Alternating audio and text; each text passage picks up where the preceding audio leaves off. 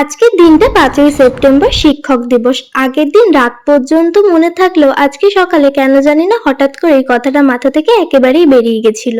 স্টুডেন্টের কাছ থেকে পাওয়া মিষ্টি একটা উইশ আর তার সাথে গিফটটা পাওয়ার পরই মনে পড়লো এই সাথেই ছিল 1 প্লেট আমার পছন্দের মিষ্টি। প্রতিবারই আমি আমার স্টুডেন্টদের আজকের দিনে আমার তরফ থেকে কিছু গিফট দিয়ে থাকি, তাই ভাবলাম এইবার আমার নিজের হাতের তৈরি চকলেটই আমার স্টুডেন্টদের গিফট করা যাক। সবকটা চকলেট যদিও আমি প্যাক করিনি, আজকে যে কজনের পড়া ছিল শুধু সেই কজনের চকলেটগুলোই আমি প্যাক করেছি। টিচার্স ডে উপলক্ষে আমার প্রত্যেকটা স্টুডেন্টের বাড়িতে আজকে আমার জন্য একটু বিশেষ কিছু আয়োজন ছিল।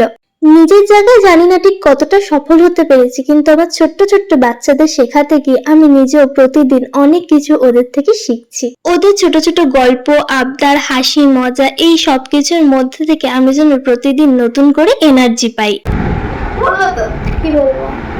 রবীন্দ্রনাথ ঠাকুরের গল্প শোনা দিয়ে শোনাবে। আজকে পড়াশোনা সব বন্ধ। কেন আজকে কি শিক্ষক দিবস।